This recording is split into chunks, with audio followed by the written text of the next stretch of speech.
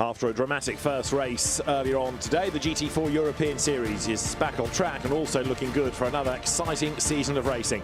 The earlier race won by newcomers to the championship, Enrico Federer and Cedric Fuchs, and this second one-hour race based on a standalone grid from a standalone qualifying session is going to be headed by BMW. 40 cars good to go, and with pit stops and the mandatory driver changes, we are in for drama. That is for certain. David Addison and Joe Osborne trackside, and that earlier race of the day dominated by Enrico Federer and Cedric Fuchs. A mighty effort.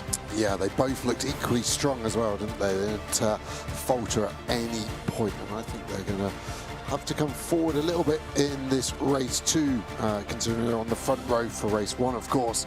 And we saw some other strong performers. One of them, Clement Seiler, in the Aston Martin, is going to start on the front row alongside Piana. We didn't really see them, did we? Both Borusan Automotive BMWs suffering with damage in race one. Now, there were one or two penalties to apply at the end of the earlier race, but it didn't affect the win for Enrico Federer and Cedric Fuchs, nor for second, Mies Houben and Lachlan Evanet, the Australian, and then third was Luke Ibanez and Alex Papadopoulos. Gabriele Piana qualified on pole for this race, but his co-driver, Thomas Rackel, is with Bryn Lucas down on the grid. Well, we know it was a diff issue where you got hit on the entrance to the pits last time out. You start on pole position, and it's not going to be a DNF this time, is it? No, hopefully not. I'm pretty confident with Gabi. I think, yeah, we have a good starting position. Hopefully it's going to be good. You always need some sort of luck. But actually I'm now pretty thankful to the team who repaired the car so fast, and let's see what we can do. Well, your teammates just joined us here for a second, so we might as well get a quick word from yourself. You're starting in the car. Got a bit of pressure over your shoulder, though, haven't you, with who's behind? I was just here to check what he was saying, you know, if he wasn't saying nothing too bad. No, yeah, I mean, pressure is always there, but we try to do our best. Lovely. Well, we wish you the very best. Hopefully you get to the end this time with no dramas. Yeah, good luck. So thank you. Gabriele Piana was on the podium yesterday in the GT World Challenge Europe powered by AWS Endurance Cup race in the bronze categorised Mercedes. The drivers then getting set down on the grid. Clement Seiler, who picked up a penalty in the earlier race for a pit lane speeding offence, but that car is going to be another one to watch. Clement Seiler will start this time around and has proved that he's a very rapid driver indeed. So trying to make up for the disappointment, because when the penalty was applied, it dropped them down to 6th place, didn't it, in that first race? Yeah, it was a shame after a really strong end to the race for that car, but I think that's definitely going to be in contention for the win. So it's the BMW Aston front row with that Mercedes that one race won earlier just behind them. And yeah, it'll be interesting to see the run into turn one. The Aston looked very strong at the end of the straight in the race this morning. And this was a car that looked strong this morning as well. Eric Evans and Nathan van Springel in the Academy Motorsport run Ford Mustang, Academy being Matt Nicol-Jones's team. Behind it you'll see the Paul Petit, Greg Gilbert Audi, the quickest of the Audis, which really have looked a little bit lost this weekend. Yeah, just haven't had the strengths that they seemed to have last year. They were so strong in the straight, and they just seem to have lost that ability to hold cars off from behind or overtake the cars that were in front of them. And now they're just kind of in the no man's land, aren't they, of pace. They're not fast, they're not slow. They're just there, just existing inside the top 10. Yeah, exactly right. And the reigning champions, Benjamin Lariche and Robert Constantin, had a really tough qualifying for the first race, 20th on the grid. They did manage to battle up to 8th in the end, but it was certainly tough, and they're only 18th on this grid as well. Lots of variety on the grid as well in terms of the brands. BMW amongst them, McLaren, also Aston Martin, plenty of Porsches, Ginetta as well. And thinking of Ginetta, Hugo Mojica, one of the drivers, gone with his brother Thibaut of the Ginetta G56, and is with Bryn. Well, it's nice for you to be in a family team in the car here. You start in pole position for your class. That's always a good place to be. Yes, it's a good place. We are very happy. The car is very good. We're gonna make the job. And here on a home circuit for you anyway, in front of the home fans too, must give you that extra impetus to really push on. Yes, all the fans put a lot of pressure. It's very difficult for us, but we are very happy. Can you give us an idea of what's it like to race here at Paul Ricard in this car? Yes. What's the sensation? It's a good car. The engine is a little bit small, but good brake and all good. Small engine, but you've got the power. Good luck. Okay, thank you. So Hugo Mojica leaves brother Thibaut aboard the Ginetta, Yorkshire's finest GT brand, and there the Ford Mustang, a car of course that we've seen in GT4. There's a GT3 version, there's also the one-make Mustang Challenge car in America and Australia, so Ford Mustangs becoming more and more popular around the globe, and a winning car here 12 months ago, that Mustang. Yeah, Multimatic have done a good job at producing that car on behalf of Ford Racing. Yeah, it looks like a good car. It always seems to be in the wars. Doesn't matter which team's running it, it seems to like a fight. And I don't know if that's just its size and presence. It likes to bully the smaller cars around it, but always seems to have some bodywork damage. Now, a driver from British GT coming into the European ranks this year, even though he talked about retirement, is Chris Solkeld, and he's with Bryn. Well, Chris, you know that I'm delighted to see you on a grid. It's great to see you in a car like this racing for the full season. Yeah, it's nice to be here. I wasn't actually expecting to do much racing this year. We got close to a British GT3 package, but sadly it fell through at the last minute, and then this opportunity came up a week ago, and I jumped at the bit when the Resume guys reached out. So give me a very quick idea of how you've prepared, given it being a week out. I had a very good friend of mine, a guy called Henry Heaton. He races Caterhams. He's got a fantastic sim at his house. He let me go around, and after a few downloads, we were able to get the car and Paul Ricard together. So I only had about probably 3-4 hours on the simulator to prepare for this. So I'm over the moon with where I am starting today, but obviously I would like to be one position further forward. Of course, pizza and sim, not a bad night in. Good luck, Chris. Cheers, mate. Thank you. And Chris Solkeld, who is rather specialised in BMWs in the GT4 class of British GT over the years. He was the Pro-Am champion, wasn't he, 2 seasons back, the sort of class within the class. And Chris Solkeld, one to watch potentially. There is the Paul Petit Greg Gilbert Audi. It's going to be started by Paul Petit, whose father Pierre Petit was a very quick Formula 3000 racer, late 80s, early 90s. And he shares with the experienced Greg Gilbert. And you can see Paul Petit just sort of thinking his way through the first few laps of the races. There, number 1 is the reigning champion in silver. Robert Consigny will start. Benjamin Lariche will take over. New livery and seemingly a new lack of pace. Benjamin Lariche on the grid for race 1 talked about an engine issue in qualifying, but didn't give the impression that it had all been sorted. No, and it's just a scrap, wasn't it? Every place was hard fought. At one point dropped out of the top 20. It started 20th, down to 23rd, and then just started a very slow climb back up the order and starting 18th in the race this afternoon. So speed car needs emphasis on the speed as much as car to get that further up the order. And there, lights are flickering, is another of the Mustangs. You can see that is Sam Paley, the American, who's going to start in the car that he shares with Michael Haverens. Now that was out with damage on the first lap of the first race. Yeah, we never really got to the bottom of what caused it. There was a lot of damage on the front right of that car, and it retired on the spot. So yet to do a racing lap so far this year. But race 1, won by Enrico Ferderer and Cedric Fuchs, and it was their debut in the championship, and also GT4 Europe debut for the SRO Motorsports by Schnitzelarm team. So absolutely perfect way to start. Now, they're going to be worth watching in this second race because the car starts on the second row, the time done by Cedric Fuchs, but so evenly matched, those two. I think they're going to be strong once again. Yeah, and we saw a little bit of toing and throwing in race 1 as well, didn't we? As cars look fast in one stint, look slow in the next one, tyres going off, fuel load coming off, and obviously the huge variable factor of the driver change in the middle. Some cars going faster, some cars going slower after. And on this grid, there's a drop of 5 positions for the Charlie Robertson and Ravi Ramid McLaren after an incident earlier on in the weekend. So that penalty is put into place on this grid drop. Right, green flag is shown to say that pretty much everybody is off the grid and we're ready to go for the formation lap. Rolling start, of course, for GT4. So the leading car accelerates away. Gabriele Piano is in that blue BMW. Clement Seiler lines up alongside him in the Aston Martin. Second row is Cedric Fuchs. I said fourth, I meant third on the grid, in fact, and Hudson Schwartz lines up alongside him. So Cedric Fuchs definitely one to keep an eye on the run into turn 1. There he is, the sort of lime green and black Mercedes winning race 1. So Gabriele Piana it is, starting on pole position with Clement Seiler for company. Cedric Fuchs will go from 3rd. Hudson Schwartz will go from 4th on the grid. 5th is where you find Eric Evans lining up alongside Alex Papadopoulos. Paul Petit is on row 4 with Lachlan Evanet for company. Sam Paley is on row 5 alongside McLaren driver Charlie Hart and ahead of Pedro Perino. And Colin Cronin starting in the McLaren he shares with brother Robert. Then Batti Yildirim in the 2nd Borusan BMW. Marco Signoretti's Mustang is next, ahead of Harry Reynolds, former single-seater racer, and Julian Brichet, the AM winner out of race 1.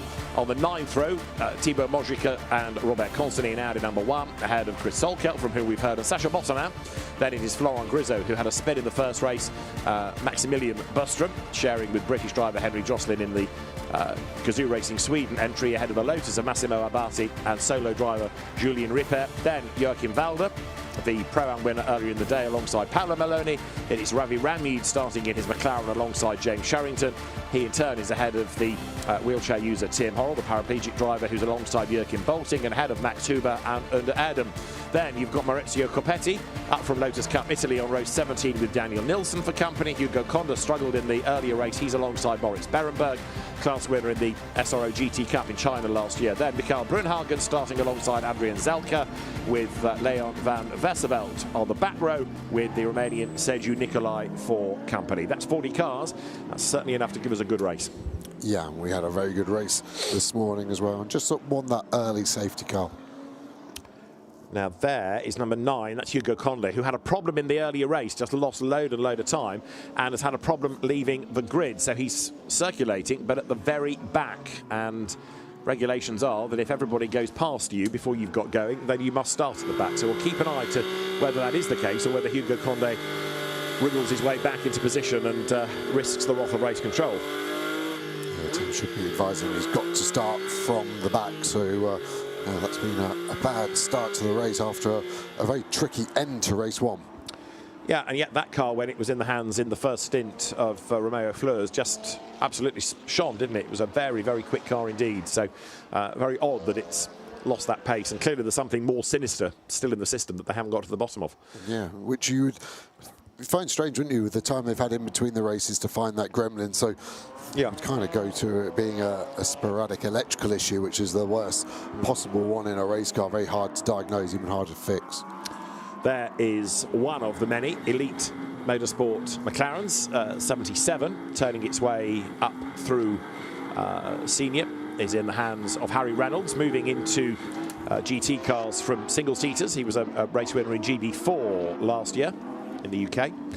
Pit window, 25 to 35 minutes, 88 seconds line to line. Teams nervously waiting now to see the cars getting themselves into that side-by-side formation. Gabriele Piana in that blue BMW on pole position, massively experienced and successful GT4 driver, especially in a BMW M4. Yeah, he's made a name for himself in that, hasn't he, for many a year now, and he's consistently fast, but he put some big moves out. I remember Spa last year, he kept sending it, didn't he, at the bus stop chicane. Penalty for the first time he tried it and got away with it the second time, but that kind of sums him up. He likes a move that is aggressive and sometimes on the edge. Yeah, most of the time it works, but just occasionally he trips himself up. But largely, Gabriele Piana is a benchmark driver, so it's going to be really interesting to see the battle in the early stages between him, potentially Clement Seiler, and Cedric Fuchs starting on that second row of the grid. So the clock will be ready to start. It's just this single formation lap, long lap, remember, nearly 6k in length, 5.7 kilometres is the Paul Ricard circuit here in Le Castellet. This is Harry Reynolds' view as Clement Seiler's Aston. Totally different concept, isn't it, the Aston, from that BMW shape, but so evenly matched under the GT4 regulations. Definitely so, and then two different cars on the second row as well. Mercedes AMG GT4 and the Toyota. So we're ready to go racing. It is race 2 of the GT4 European Series season. The cars accelerate their way. They're now up towards the lights. Red still on the gantry. They will change any second. Now we go racing, and a good start by Seiler, a good start by Piana. Also Eric Evans trying to get through the traffic as they dive down towards turn 1 for the first time. Modrica way out over the blue paint in the Ginetta. That might get a finger wrapping as into turn 1. Piana on the inside and up the curb, secures the race lead, runs wide though. That's going to compromise turn turn 2 exit, isn't it? And here comes Seiler trying to get the run on the inside down to 3. He will do it, and Clement Seiler then has track position. Gets his nose in front. Cedric Fuchs is trying to pass as well in the Mercedes. Piana late on the brakes. Is he going to make the corner? Only just. Gabriele Piana, full send to try to get back into the lead. Clement Seiler leads around the outside now. Look, goes Lachlan Everett in the Toyota to try to get third away from Cedric Fuchs. Doesn't work. We've got one facing the wrong way, and I rather fear that's the Robertson-Rammeed McLaren. Yeah, it is. Ravi Rammeed looks like he's been turned around there. Great start from the Aston Martin, now in the lead side. I really liked his attack into 3. Got down the inside, then just eased Piana to the outside. Piana actually had to brake right on the exit and lose all his momentum, and it looks like the Toyota is trying to get down the inside of the Mercedes. The start is under investigation, but I do fear for Thibaut Mojica, who ran over that white line and the blue paint. People were being penalised for that in other races yesterday. And look, 2 more, both McLarens having to skip the chicane there. Yeah, I think the elite cars did exactly the same at turn 2 as we're trying to rejoin in the 7 car here. Thibaut Mojica, I don't think actually touched the racetrack until the apex of turn 2. Yeah. He was behind the apex of turn 1 still. So, yeah, I can't see that going down well in race control. Very wide in the background there goes Sam Paley in the second of the Mustangs. That's Eric Evans, who's got himself ahead of Cedric Fuchs now, hasn't he? So Fuchs has gone backwards, but a really good first lap by Clement Seiler, who has taken the battle to Piana. He's won the battle and he's getting away. Yeah, he really is, isn't he? I'm surprised the lack of pace from this 111 Mercedes, our race winner earlier. Didn't seem to be able to stop the rut at the moment of cars flying past him. Lost 2 on this opening lap after looking so dominant in race 1. So Gabriele Piana in a car repaired after contact damaged it mechanically in race 1, in second place. Closing up a little bit at the Virage du Pont, then under braking as they get back onto the power now. Third is Lachlan Everett. And they come up towards the line, and side by side further back, Papadopoulos in the mix there. So the leaders come by. Seiler leading, Piana second. In fact, Hudson Schwartz it is, forgive me, in third. Eric Evans fourth, Cedric Fuchs fifth, Paley sixth, Petit seventh, Papadopoulos is eighth, ninth is Signoretti, Everett is 10th. Then Lachlan Everett, the Australian driver. So yeah, Hudson Schwartz in 87 going really nicely as there. Petit is involved in a big battle with Papadopoulos for 7th place. Audi ahead, but only just. And here comes the Mustang using all of the horses. Yeah, they've been side by side for the first 2 corners, still side by side all the way into turn 3, now into 4. This should favour the Audi. Audi should get it done and can afford now Signoretti get past Papadopoulos as well. The car's going sideways, it's a long way round, but the Mercedes closes the front over the Ford. And you're on board here with Harry Reynolds then as he's staring at the back of other McLarens. I think Charlie Hart's ahead. Oh. And drama there for Robert Consani. Big damage that's done. There's crabbing on the rear. There's damage on the front as well. Our reigning champions, weekend to forget. Absolutely. What a miserable opener to the season it has been. Last year, luck rode with them. Definitely not this season. Right, 1 or 2 more heroes under braking here. Look, because you've got the Porsche of Julien Brichet, the AM winner of race 1, also getting up through the mix now, doing something about Papadopoulos. So there's lots of shuffling going on as the cars accelerate out of the chicane. Mojica ran out wide there, gets back onto the racetrack. He will argue he had nowhere to go there.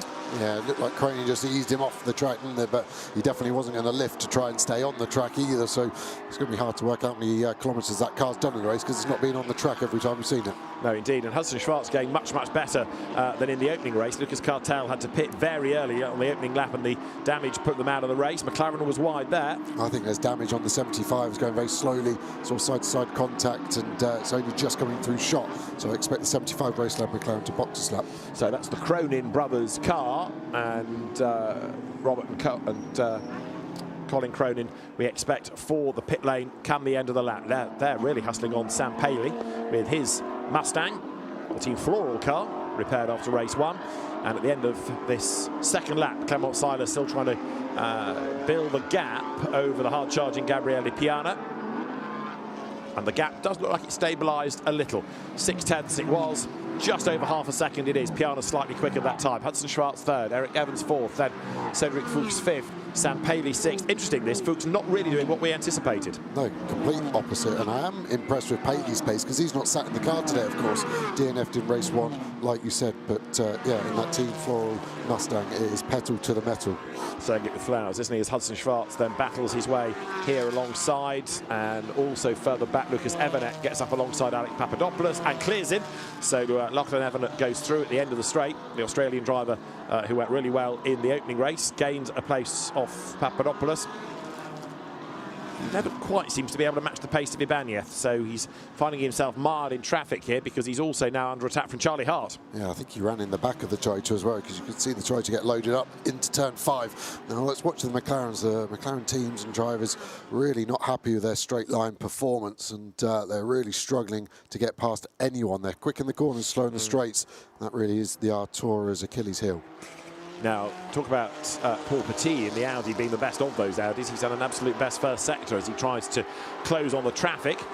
Clement Seiler in the meantime leading the way, and on this lap, certainly in the first sector, was being caught again by Piana, and definitely in the second sector. So it's game on for the race lead, and it's game on for third as well, because Hudson Schwartz being caught by fellow American Eric Evans, and then Cedric Fuchs, the race 1 winner, in 5th place. Yeah, Paul Petit popping in a purple sector 1. Didn't really see that on my bingo card, in all honesty. Let's go to our AM class leader here, the Porsche at the moment at Brickell, and they were pre-show. They were super fast this morning, and to be running 9th overall, that is super impressive. Yeah, Julien Brichet and Nico Ferreran, the 2 drivers of that car, are in the AM class, yes, but very, very quick and experienced, and that's day done for Robert Constantin. He's dragged it back, but as Joe made the point, it's crabbing, it's got damaged suspension and bodywork, and the inside of the arch has been damaged as well. So that's it. Weekend to forget. Change on lead. Piana has done it at the Virage du Pont. The BMW's ahead of the Aston as they come up towards the line then. So Gabriele Piana from pole back into P1, but Seiler is on his toes on the outside line, nose to tail for third as Hudson Schwartz tries to fend off Eric Evans. It's like a rolling start, isn't it? The Mustang goes one side and then the other. Piana late on the brakes, hangs on to the advantage, but is he going to run too deep like he did on the opening lap? Looks okay. Comes out of turn 2 and he's managed to hang on in there. So Piana leads, Seiler second in the Aston Martin. It's BMW ahead, but look at all the grunt the Aston has got round the outside. Wrong line. Yeah, just can't go all the way there. It's a long, long way round. The Supra and the Mustang looking equally as fast, and the Mercedes just hanging on, isn't it? So it really is 1, 2, 3, 4 and 5 as one. So they swing their weight now out of turn 6. This might give Gabriele Piana a chance to just start to build that gap a little bit now as they accelerate again onto that Mistral straight, accelerating towards the chicane. BMW ahead of Aston Martin, Toyota ahead of Ford, and then it's Mercedes running 5th, 6th, another Ford, then Audi 7th, then another Ford in 8th place. Yeah, 5 manufacturers inside the top 5, 6 inside the top 7. BOP working well as ever. We're so used to it now, kind of take it for granted, but what a job is done by everyone behind the scenes at getting all these different cars to run at a very similar pace. Clement Seiler not giving up though in his efforts to get back ahead of Piana. Look at that, nose to tail, and Gabriele Piana tries to cover off the inside line. The Aston on the out as they come up towards Senior, but Gabriele Piana loses out. Wow. Clement Seiler all the way around the outside, and assuming he doesn't run wide, then that gives him the race lead. A beautiful move. Very wide though goes Hudson Schwartz, and that puts Eric Evans' Mustang up the inside line for 3rd place. Mustang's got the tighter line, Mustang's got the place, but well done Clement Seiler for fighting back into the lead. That was brave stuff. Over 200 kilometres an hour through Senior turn 10, and you need a lot of trust and respect from both parties to make that work, and make it work he did. Excited now to see what the Mustang can do. That's looking racy, isn't it, moving forward after a good qualifying, but seems to have the pace to be right at the sharp end. And all of that, of course, is against a driver who's won this championship. Piana back on the inside, retakes the lead under braking for Virage du Pont. But Eric Evans is going to mug both of them here. Look, the Mustang on an ideal part of the racetrack for it. Has got the line, it's got the speed, it's got the room. He's alongside the Aston. He's on the outside of the BMW as they come down towards the braking zone. Piana doesn't know which way to defend, and Seiler's on the inside. Evans goes round the outside of both. Then Piana switches sides, last of the late breakers. Piana round the outside, back into the lead. Does he hang on to it? Fantastic! How did Piana do that? He had no respect to be in the lead out of there, and he doesn't lead out there though. It's back to Seiler, who looks like he's going to have to defend the inside. At least we've only got 50 minutes left of this race. It doesn't feel like that. Everyone's given it. The Mustang up to 5th as well now. Paley has got past Fuchs. Brilliant racing. Clement Seiler back in the lead, might only be temporary. Piana on the outside line needs to try to cover off Eric Evans in the 1st Mustang. In 4th place, Hudson Schwartz. 5th, Sam Paley Mustang. 6th, it is now Cedric Fuchs, who's gone backwards another place. And 7th, it is Paul Petit in the Audi. Change for 3rd, possibly. Back up into 3rd spot has gone Hudson Schwartz. There's a yellow in the 1st sector, and it's Eric Evans that was briefly the leader on the pit straight, who's being elbowed back in the queue now. Yeah, the Super just got mega drive out of there. I think it's the Ginetta stops at turn 1. That's the yellow flag. But at the moment, we're green for the final part of this lap. Pollard goes flying there. And yeah, Eric Evans looked like he should lead into 1. I don't think committed hard enough on the brakes, and he has paid the price heavily. Another one that's paying the price is Cedric Fuchs, the race 1 winner, because look, he's now fallen back behind Paul Petit. So 7th for the car that started 3rd. He is going the wrong way here. And in fact, I think he's lost yet another place because Marco Signoretti has gone through. So Cedric Fuchs is 8th in that Mercedes, the best of the Mercedes as well. Yeah, and surprised at that because they just looked like they had enough pace just to cruise to the front in race 1 and stay there. So why they can't do that in race 2? Conditions pretty similar as Evans comes back forward on Ford Mustang Challenge. Indeed so. Eric Evans then versus Sam Paley, who's chipping his way up the order. Behind them is Hudson Schwartz. So a very American battle going on here between the three of them. As up front, things have kind of stabilised again, in as much as Seiler and Piana are still squabbling. Then you've got Formula Ford with a Toyota tagged onto the back. Paul Petit in the Audi is 6th. Nose to tail the 2 leaders. We know that Piana is good through this part of the racetrack. But look at the traffic jam behind, including the Audi hanging onto the back of the grunt and go Fords just about. And that Toyota. So leaders go through. The gap between Piana and Seiler, who leads it, is 0.2 of a second, and the Aston Martin ahead as they drop down to turn 1 on this lap number 6. Great lead battle. Yeah, Piana's mega on the brakes into 1, isn't he? As we then see the all-American battle, not just the cars, the drivers. We've got the stars and we've got the stripes here at Paul Ricard, and they are really giving it all. Super clean and fair, which is mega to see so far. The Modrica Ginetta is being penalised for leaving the track at the start and gaining an advantage. You know, I said it was a bit of a finger wag to go all over the blue paint. Well, the car is going to be given for that a 10-second time penalty to be served on the pit stop. Fuchs trying to get down the inside there of Signoretti, but actually it's Signoretti going round the outside, wasn't it? And it's a good move and another place lost for our winners from earlier. Yeah, I wonder what's going on, because as you say, they look like they had the pace to cruise earlier. Now, unless there's been a BOP tweak against the Mercedes, because having said all that, Papadopoulos is nowhere in the next of the Mercedes either, but it looks like a completely different race car. It really does, doesn't it? And it didn't feel like it needed a BOP change when we watched it earlier, so it's a good point. Well made it. Well, could be that, but we just have to judge it for what we can see at the moment, and at the moment it's struggling to run anywhere near the sharp end. But for Aston Martin's Clement Seiler, he leads the way. He's about to turn through Senior ahead of Gabriele Piana in 2nd place. Then the Mustangs headed by Evans and Paley. Hudson Schwartz, Toyota is 5th. The best of the McLarens currently is Charlie Hart, running in 11th place. And there going through is Audi number 3, Sasha Botterman at the wheel. And this is where the multi-class element really comes into it. So the Pro-Am cars here, the green number background. This is the AM starting, so they'll want to get into pit lane as soon as they can when the window opens after 25 minutes, and it is open for 10 minutes. So sort of busy pit lane at times, didn't we, in race 1 earlier? I don't think anyone tripped up, but tripping over each other here is Piana and Seiler again, and Piana's trying to go around the outside. I think Seiler's just going to ease him over to the exit curb, try and take away the traction. Really fair from Seiler, gave him more than enough space, and that's going to give Piana the inside into turn 1. The Aston's got the power, but the BMW has the brakes. Exactly right, but also Eric Evans has got a double toe in 3rd place in that Mustang, so Piana tries to cover him off as much as he tries to make a move for the race lead, but Evans, with all of the horses, goes round the outside up into 2nd place, squeezes ahead of Piana. Nicely done. Eric Evans up into 2nd spot. Piana, though, tightens the line at 2. The Mustang runs wide. Piana gains the inside line now down to 3. Sam Paley's Mustang there, the blue and white car in 4th place, joins the party. Piana back into 2nd place, late on the brakes, down towards turn 4. Yeah, good move, clean once more. Doesn't seem to be any contact whatsoever. It's worried Evans is going to go for a lunge down the inside there. Thinks better of it. These Mustangs look racier, don't they, as well in race 2. Maybe a dark horse for the win in this afternoon race. So on to the Mistral Straight. You've still got Clement Seiler's Aston Martin ahead. Gabriele Piana yo-yoing his way up and down the order within that top 4.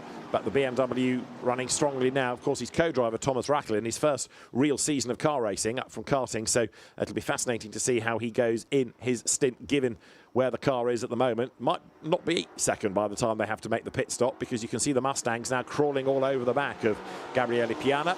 The first of them is that of Eric Evans, the one with the white paint on it, and the two-tone blue is Sam Paley's car. Hudson Schwartz, Toyota Supra, still 5th, and Paul Petit running well in this 2nd race in 6th spot in the Audi. Yeah, and he looks quicker, hasn't he, than he did in race 1. So whatever the Mercedes lost, it feels like the Audi's kind of gained. Here they come then, up through the right-hander of Le Beausset. Look back, Julien Brichet still going strongly to lead the AM class. That is Lachlan Evanet behind him, and he in turn is trying to keep Charlie Hart at bay. So that's 9th, 10th and 11th all squabbling. These are the leaders. And on this lap, Seiler with a little bit of daylight between himself and the rest. Yeah, 8/10 feels like a huge amount, doesn't it, compared to what you would have been used to in this opening 15.5 minutes of the race. And we see the battles going all the way down here, just outside the top 10 now.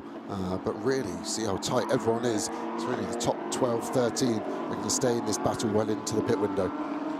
Another of the Toyotas really on the prowl there. That's number 4, which is the car in the hands of Lachlan Evanet, all over the back of Brichet, still in 9th. I think I saw Swartz in 5th place going the back of Paley, and that's why the gap's there. I think Paley got roughed up. Look at the damage on the side of that Mustang. Pretty sure the Supra behind in the side of this Mustang, you can see the bodywork damage. And the scrutineers won't like that. The best thing that he could do is somehow manage to dislodge that by bouncing over a curb, but that's a big chunk of bodywork to fly into the face of another car. Yeah, it's 8 minutes to the pit window as well, so slightly too long. You've got 3 laps to come into the pits when you get the meatball flag, so that's 6 minutes. So hopefully he can maybe avoid that flag for a lap or two and just do it in the mandatory pit stop. Unless he can encourage somehow the Toyota to get into the back of him and just swipe it off once and for all. I mean, the Toyota should do him a solid, shouldn't he? He knocked it off. He should finish the job now. So Sam Paley ahead of Hudson Schwartz. There are the race leaders, and they are Seiler, Piana and Evans, getting away a little bit now as the 4th place battle is with a slightly damaged and therefore slower Mustang. You can see the gap that has opened up. So pressure off Evans. Now he can concentrate on Piana's BMW into the chicane. They're able to use so much curb, aren't they? The bollard removed already. We did actually see warnings for cars hitting the bollards in race 1 and the GT3 revival race, but so far no one has been reprimanded for that. So we've got the cars powering their way to the end of the Mistral Straight. Outside of that top 6, Marco Signoretti is 7th.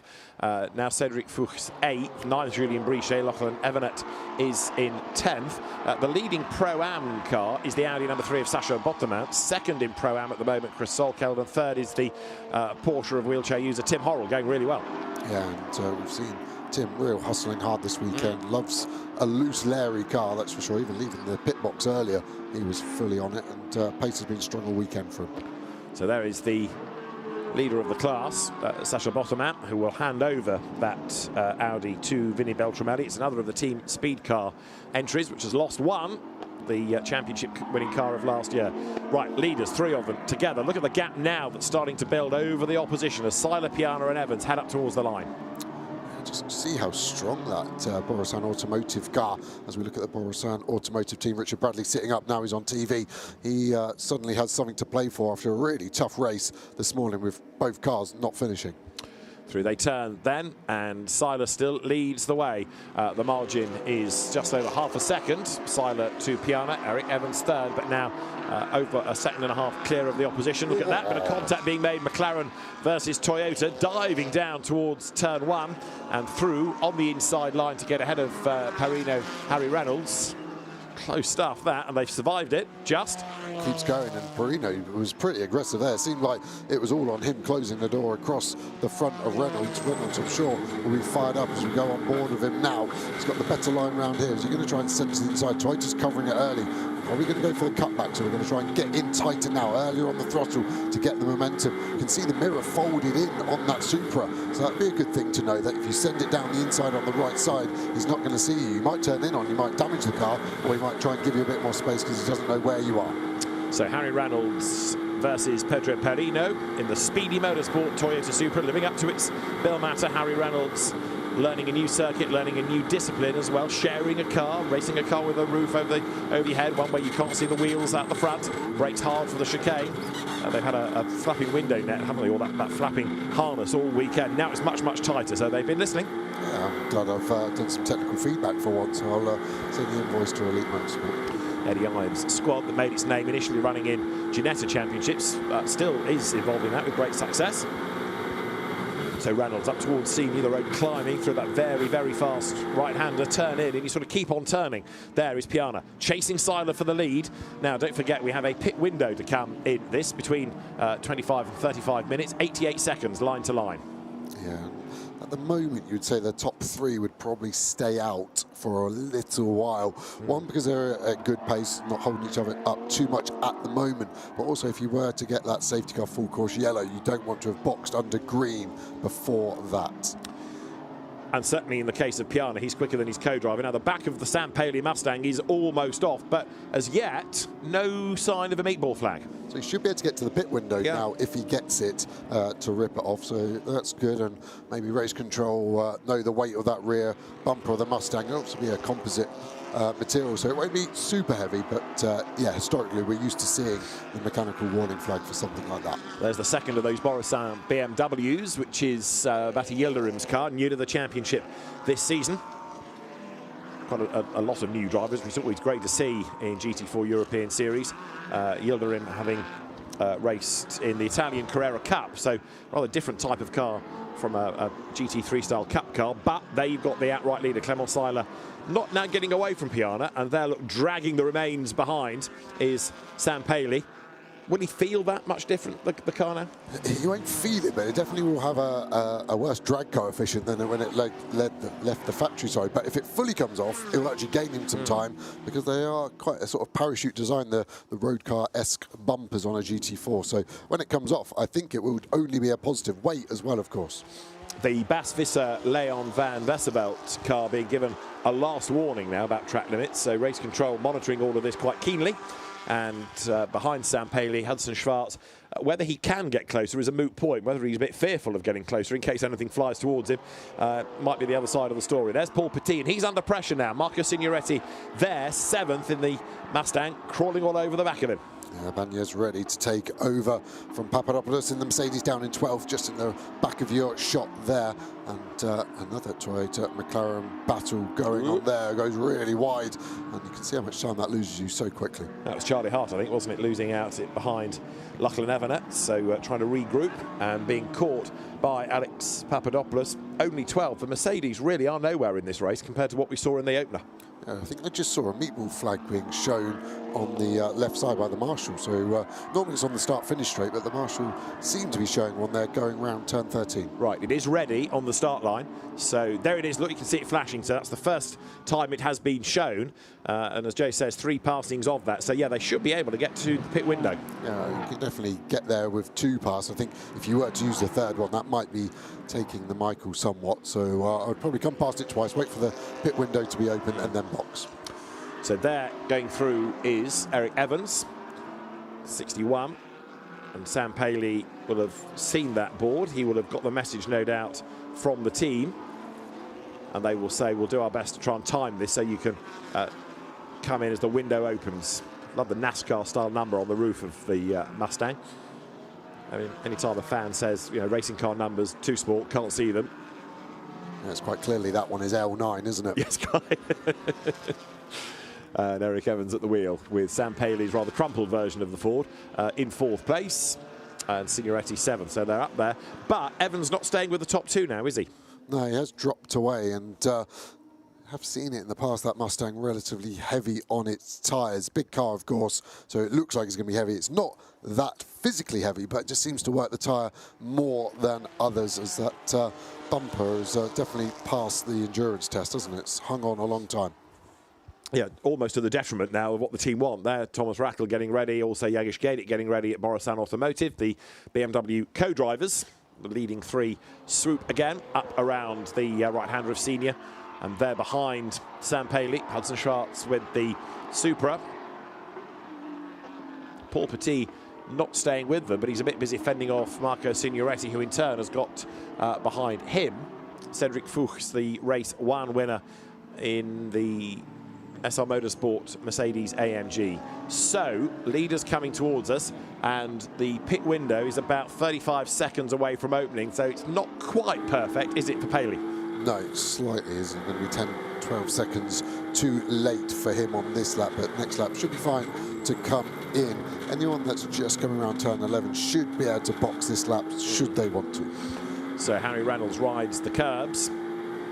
And there are the leaders, with Piana, I would suggest, closer again to the Aston Martin. The gap as they go through just 0.248 of a second, so very definitely the gap is coming down once more.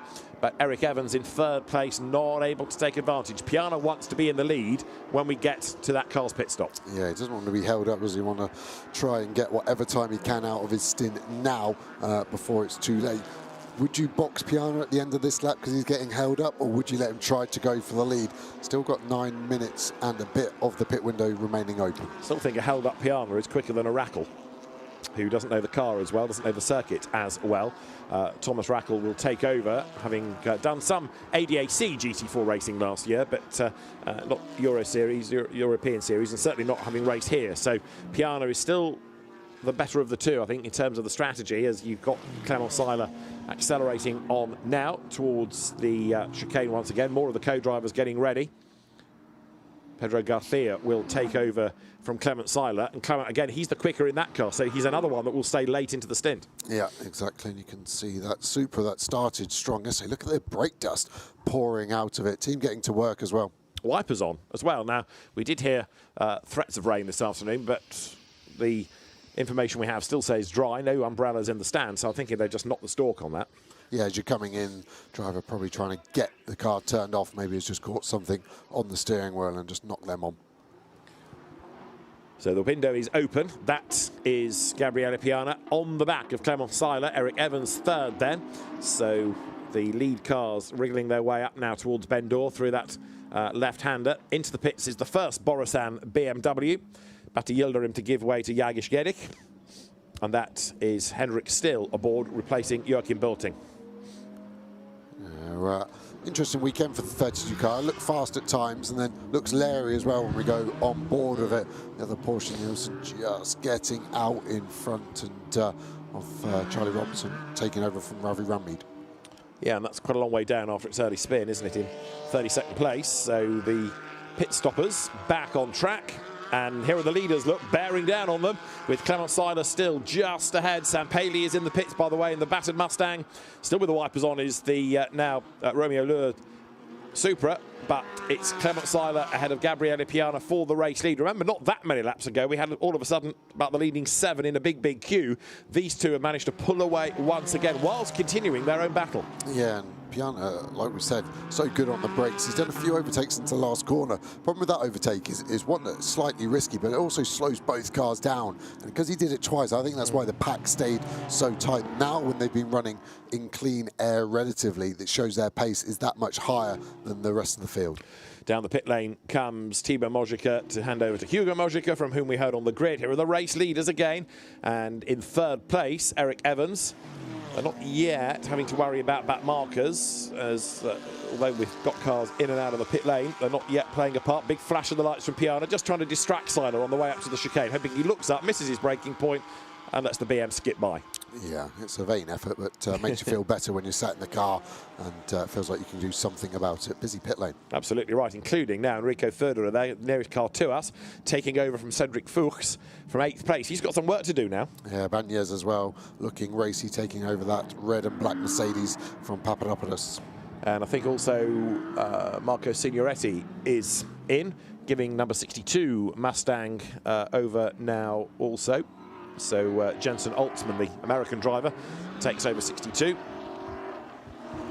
So there are the race leaders turning their way on towards Ben D'Or. Adam Labose and Gabriele Piana could not get much closer to the back of Clement Seiler, but we've seen him overtake, we've seen him be overtaken. Really good battle, that, between two very evenly matched cars. Everyone's pit stop looking okay so far time-wise. We had a few under, didn't we, earlier? And as I say that, actually, Sam Paley, 1/10 a second under. Into the pits has come Eric Evans. So the third place Mustang bails from the queue. And as he does so, we'll see who else comes in on this lap. Just about at the halfway point, just over half an hour to go. Yeah, so let's keep an eye on that, well, the Team Flora car now with Havrand in. That seems to be too quick on the pit stop, so car 68, Team Flora might be getting a penalty. There are the race leaders, BMW chasing Aston Martin, Toyota third now, Hudson Schwartz, McLaren fourth, Charlie Hart for Elite. And you can see drivers standing on the pit lane, waiting for the cars. Pretty much everything in this is left-hand drive, so drivers stand on that blue line, that sort of safe zone, midway down the pit lane, ready to jump aboard. That's the Sascha Botterman Audi coming in, having lost its class lead to Chris Solkelt, up into the lead now of Pro-Am.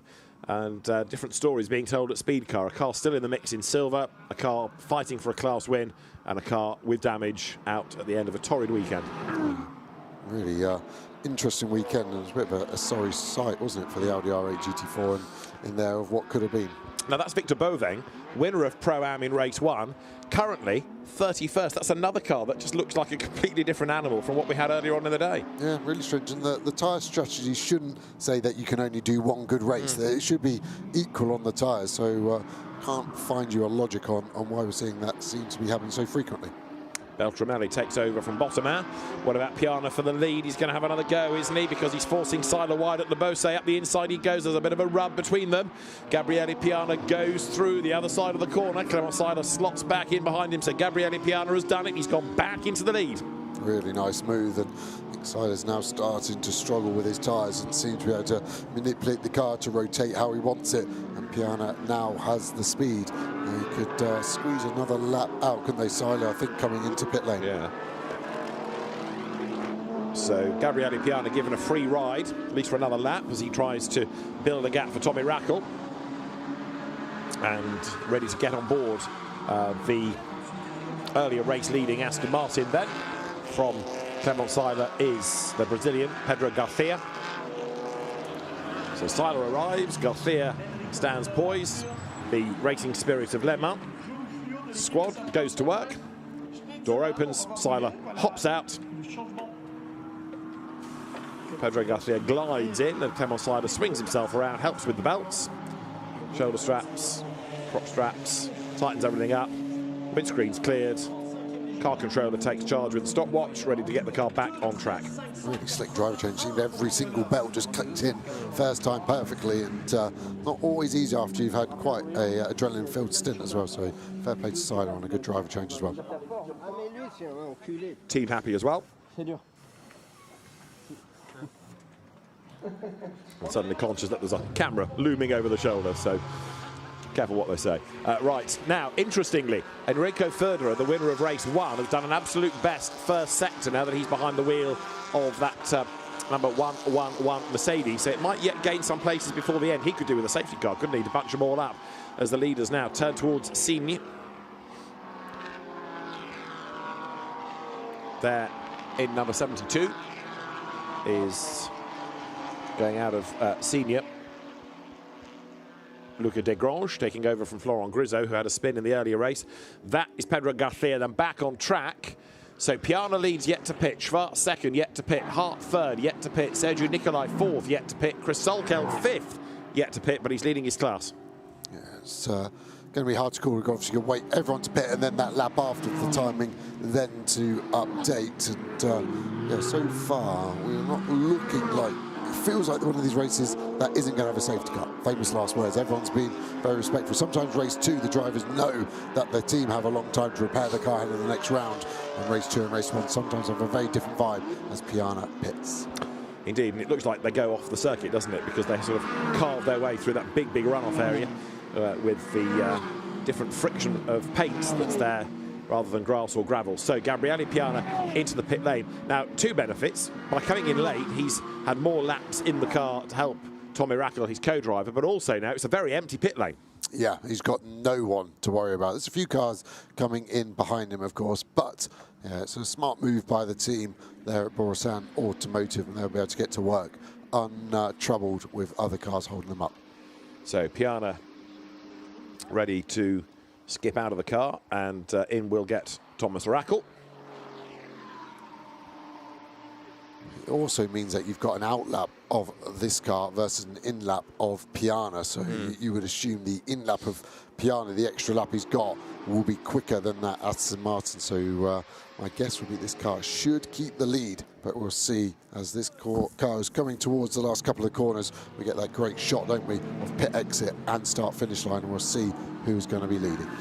Yeah, so now Pedro Garcia needing to try to match the lap times of Clement Seiler, who was doing 2:13s as his best. The best of the race, in fact, now has been done by Romeo Lure in number 9 Toyota. So if the car did have a problem with Hugo Kondo, it's certainly not affecting Romeo Lure, who is the quickest man on the circuit by a couple of tenths over Piana and his best lap. There is Gabriel Eddy's car, Tommy Rackel at the wheel. Yeah, and easily clear.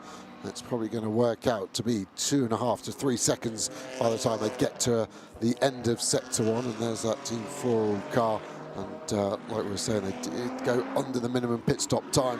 So we could be seeing a penalty for that car coming in a little while.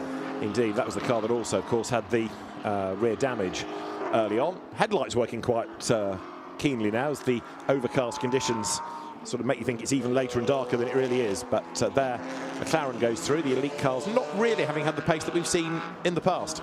No, it has been difficult from here, isn't it, with the long straights. And yeah, Cresswell, now he's done his stop, finally dropping back down the order as we see a big battle here between the Porsche of Steel and Modica in the 51 Ginetta. We go on board now with that Porsche, tried to get the cutback, but almost timed it wrong with getting on the throttle. And I don't know if it's the TC kicking in as he hit the curb, but unable to get the run on that Ginetta in front as we dive down a slight hill into 3, hook up the curb here on the left, trying to open up this tight corner. It feels very awkward. Short run now in between these two right-handers.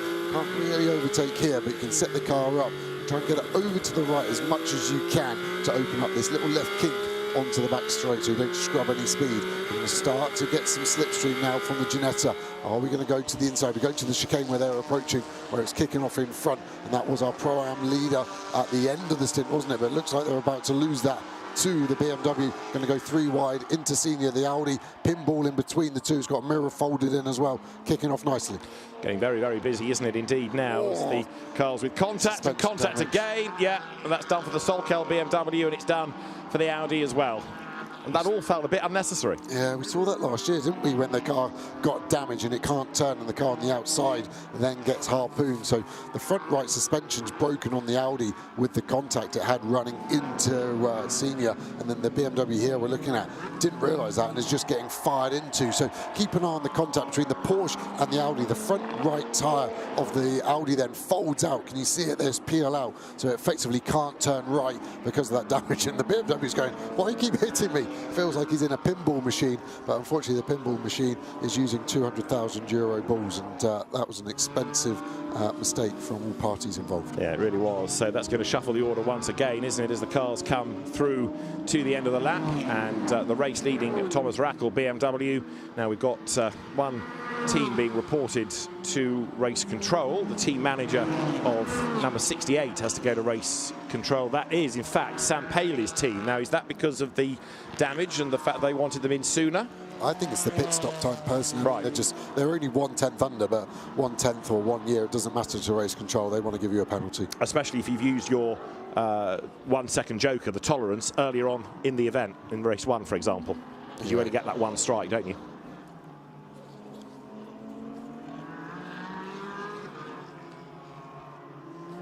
I have to say, I'm super impressed with the pace of Rackel here. He's steadying the ship quickly, like you said earlier, David. Not the most amount of experience in this car or championship, but doesn't seem to affect him. And you've got to factor in the pressure as well he'll be feeling taking over the car in the lead and having to just jump straight into it and get on the money. At the moment, he's able to keep Garcia and that Aston Martin at arm's length. 2.6 seconds. Cartel slightly further back, 1.7. And then there's that race 1 winning Mercedes. Well, there you're looking at the race 1 winning car, Enrico Thurder at the wheel. Cedric Fuchs, who drove it to victory in race 1, has done his stint, and he's in the pit lane with Bryn. Well, in race 1, it looked like it was just perfect conditions, perfect car, perfect everything. But in this race, it looked like you were struggling a little bit. What was going on? Yeah, at the start, the guys were coming from every side on the straight, exactly the Mustang and the Toyota. The top speed was really fast to us, so we were not fighting. We want to get the race at the end, not in the first 10 minutes. The race goes 60 minutes, and at the end, who crossed the line first will win, so we maybe get them at the end. So for you, it was more a case of stay safe, stay in the fight, and then let your teammate get in there and do the business. Yeah, so stay safe, not using so much tires, and at the end we will see the other guys need to look at the tires. They were fighting so much at the beginning, so we will get them at the end. Play the long game, well done. So Cedric Fuchs then acknowledging it was a tough start to the race, and now Enrique Federer trying to turn the car's fortunes around. Well, he is back into the mix in third place, so things are improving a little. Yeah, he talks a good game, and hopefully the tactic does pay off, and at least a podium is potentially there on the cards if they can keep the pace going that they've shown so far. And it does look like Cartel catching Garcia. That will help the Mercedes, of course, if they start to battle in front. We talked earlier on about Harry Reynolds in that elite McLaren and the flapping harness within the car. The team have been in touch to say, we saw, we listened, we fixed. Job done. Is that another thing I'd be right about today? It's getting cocky now. So the race has got just under 20 minutes still to go.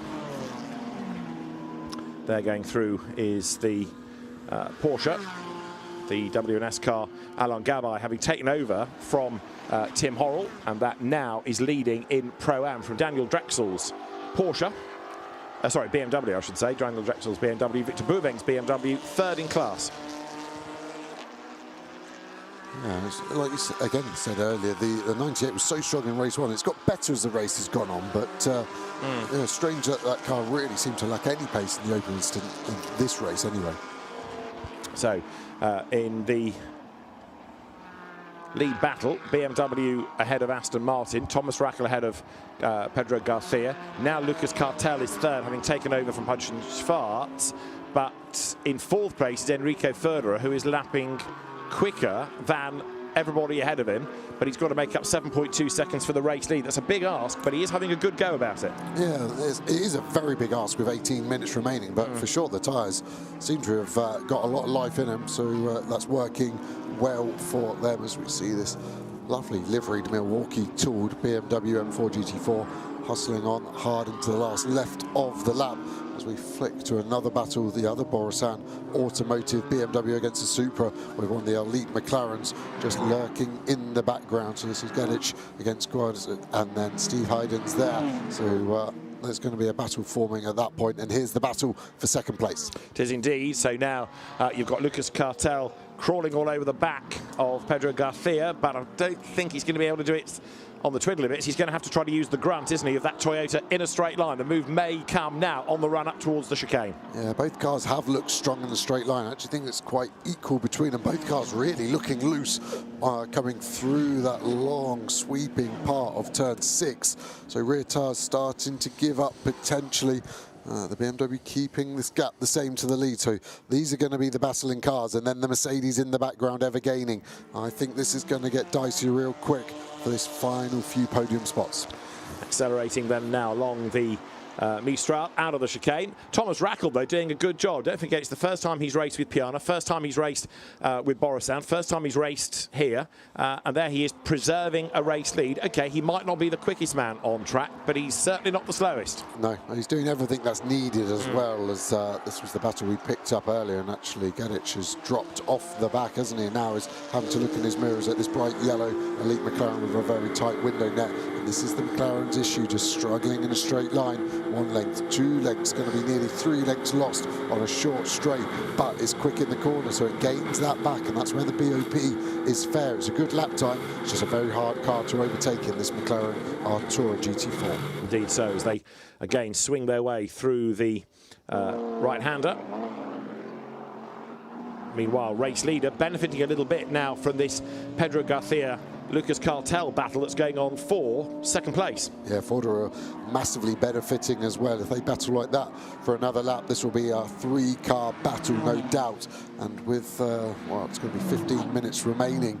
This battle could easily go the way of the Mercedes for second place. If it gets past these 2 cars quickly, can he go after the leader? Let's see. Indeed so, as they wriggle their way again out of turn 2.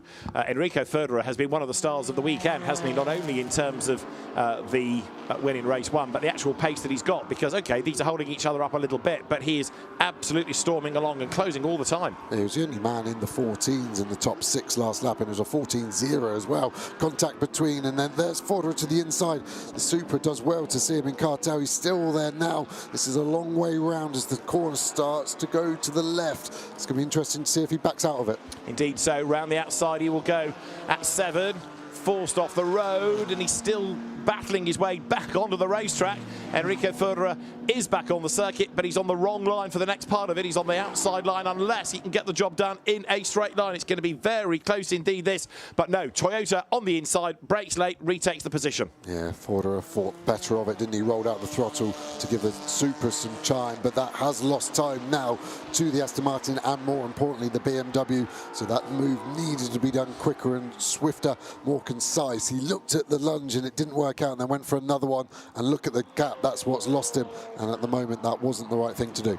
No, indeed, as the cars again swoop through Senior, that very fast right, and onto Le Beausset now. So there, Enrico Ferderer, who is trying to make up what it was 7 seconds. It's now down to 3.7. So although he's still got a couple of cars to get through, 14 minutes to go. If he can clear this pair, he has a chance of winning the race. Yeah, interestingly, no track limits either for this 111 car. So cars in front, 2 for the Supra, only 1 for the Aston, 3 for the BMW. They're worth using up, especially coming out of turn 5, the tight hairpin where you look to lunge. You can let it run really wide there. You gain on the exit, and it opens up the entry for 6 as well. Maybe the team should be telling him to do that. Defending hard here. He's going to have a chance to sweep round on the 2 in front. Here they come over the timing line then. So Aston Martin versus Toyota versus Mercedes, and it is going to be Enrico Ferderer then in 4th place, the 3rd of this battle pack, who's ready to make a move, sitting in the draft, getting the toe, being dragged along by the Toyota in front, and then at the end of the straight he thinks about the inside, but actually thought better of it, didn't really commit. No, half looked, didn't he? Didn't feel confident they could get it done on the brakes. Tucks in again. Great drone shot showing these cars' strengths. The Supra seems to be struggling through the mid-corner, then just gets away from the Mercedes at the end of the straight. So down they turn now to turn 6. There's the race leader though, Thomas Rackel, working his way out of the Virage du Camp, but he's certainly being caught as there, look, up the inside of the Aston goes the Toyota. Lucas Cartel goes 2nd. Ferderer makes his move up the inside. That's going to give him 3rd, maybe, not at 6, not at 7 either. He has to change sides, slot back in. So Cartel catching the leader, and these 4 all bunching up really nicely. Down to 3rd goes Pedro Garcia, 4th on his toes. Enrico Ferderer, look up the road, you can see the blue BMW, and they're reeling it in as the Aston goes to the inside. Mercedes AMG on the outside, and Garcia's going to go back into 2nd place. Is he? Toyota gets run out wide. Bollard is flicked. Ferderer's got to be careful here. Throws it up the inside. Bit of correction needed. There's a yellow in the 1st sector, but it won't affect this battle, which comes out with the order still. Aston, Toyota, and then Mercedes. Fair play to the Toyota of Cartel there. I thought he was just going to cut the inside. Yes, he went through the cones. There's the yellow flag. Can't see any damage, so hopefully can restart that and get going. And yeah, Ferderer tried the cutback, but it was too aggressive.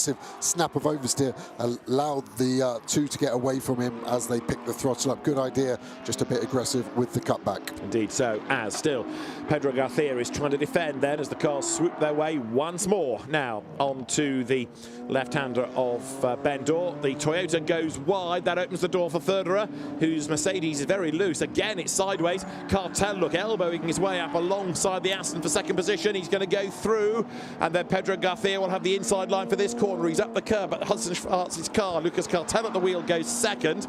And now Ferderer, even though he's got good speed, is a bit stuck. He tries the outside line. That's really brave. Doesn't work at the Virage du Pont, so he's still 4th. And now Tommy Rackel is getting away with just over 11 minutes on the clock. Ferderer needs to stop going to the outside. I see why he's doing it, because they're going to the inside and he feels it's too slow. It's just such a long way round in the GT4 car. You haven't got the aero grip. He needs to be patient and just hold the inside and then fill the gap when one of them moves over. He keeps going to the outside and it's not working. He needs to change attack. So there are the leading cars then accelerating along that straight again. Takes you down towards turn 4, under braking. Enrico Ferderer closing it a bit on Garcia. So the Toyota, Lucas Cartel, out of the race very early in race 1, but a real turnaround of fortunes here.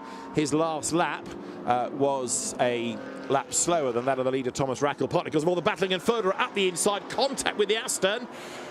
When he's gone through, let's see whether any damage comes of that. Cedric Fuchs with absolutely no emotion whatsoever. The team rather more animated, but Enrico Federer there threw it up the inside and it did work.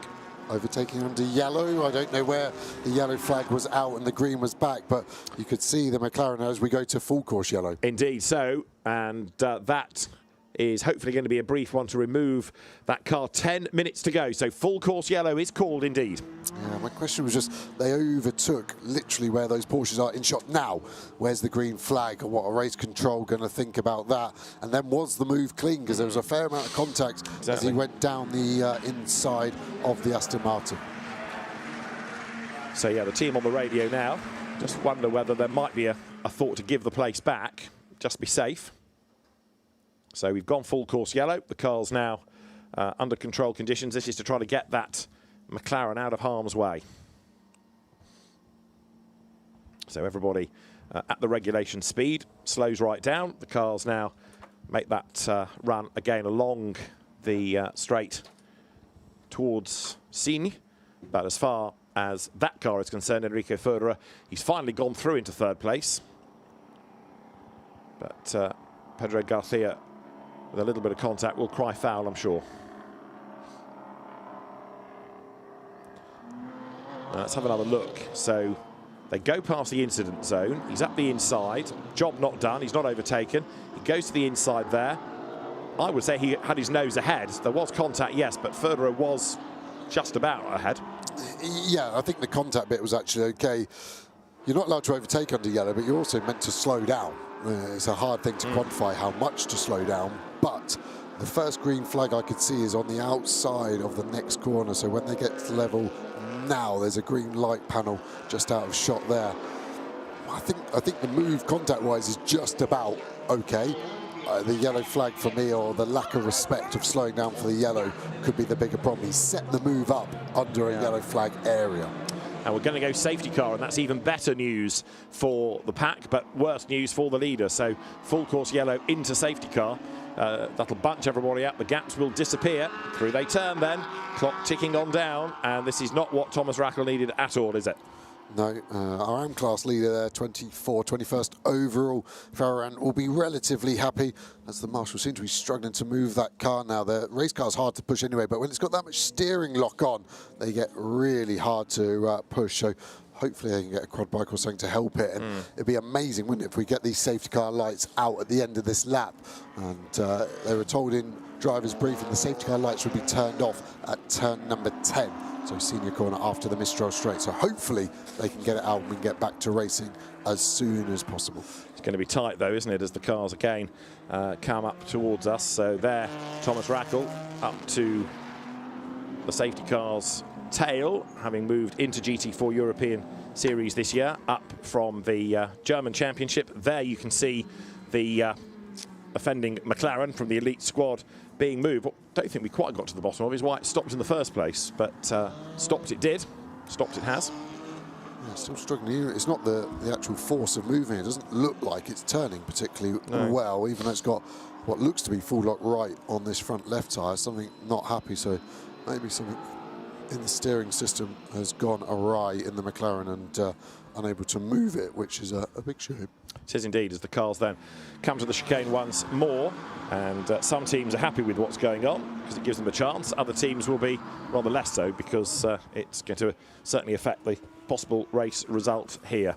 So towards then the chicane, the field turns with 6.5 minutes. Safety car's going to be in this lap, so we are going to go back racing. Amazing work from the recovery crews there, and race control to be punching off. There's one of the super cones laying there as a reference to some of the drivers, but this is good news, isn't it? So what do we think? We're going to be crossing the line with around 5 minutes just over to remain, so we could get 3 racing laps out of this. Could indeed, and I'm not aware of anything talking about Federer's move being under investigation or even noted. Now that might be because race control have been busy dealing with that incident, or it might be that they think nothing wrong, play on. So keep an eye to that as Thomas Rackel leads Lucas Cartel and then Enrico Federer in third place. So from a massive deficit of just after the pit stop. Now, another win could go their way. Where's Ricard going to go? He's shaking the car side to side, shake Ricard, and then he's going to roll onto the throttle and let this go for the final race of the weekend here for GT World Challenge at Paul Ricard. He's gone early, seems to have got a good jump. The Supra staying with him. It's actually the Mercedes potentially has got the worst restart, and actually the Aston Martin. So top four actually all equally spread out, and not the best restart. But actually the Toyota's just got pace to catch the BMW up even before they get to the last corner. So we're back racing then as the cars storm away again. Over the timing line they go, and it is Thomas Ricard then in the lead. Let's see what he can do to hang on in there, but this is going to be a mighty challenge for him. With 5 minutes on the clock, they go through down towards turn one. So it is Ricard ahead of Cartel, and a battle between those two will certainly help further a change of lead straight away. Cartel booms around the outside in the Toyota. That was nice. Wow, and that was a car that we saw good on the brakes with Piana in that BMW. Piana now fighting back. The Mercedes looks like it wants to fill the space on the inside, and that's what he's going to do now. Is it going to be 3 wide into turn 3? Ricard then on the outside, further to the in, and he squeezes by into second place. Ricard now unable to do very much, and because he's on the wrong line for one corner, he's on the wrong line for the next. So Garcia gets up the inside. You're also going to have Luc Ibanez, look, who's cleared Michiel Haverens, and he's up the inside and has a nibble at the back of the BM. So it's all kicking off as they accelerate onto the Mistral. Joe was predicting 3 racing laps to go along with that as they come then onto the Mistral straight once more. So Lucas Cartel leading, Federer trying to defend. Pedro Garcia has been really feisty in this stint. We perhaps expected the car not to be as quick when he took over after Seiler, and there he is going back up ahead of the 111 Mercedes. 31 is being given a penalty for causing an avoidable collision, although that's a car that's a fair way down the order, I think I'm right in saying, as the leaders accelerate again onto the Mistral. The other half of it, Toyota, Aston Martin, and then in third, that Mercedes. Tell you what, Cartel will be happy to see the Aston behind him rather than the Mercedes, and I say that because the Mercedes quicker over a lap, but the Aston quicker in a straight line, and that's where he got past him. You see the Toyota getting down the inside of the Mustang, and the remaining elite car there trying to get past as well. So they turn their way now through Le Beauce. There's still quite a bit more, I think, that can shake out of this, because look there, you've got the Mustangs under pressure and losing out to the McLaren.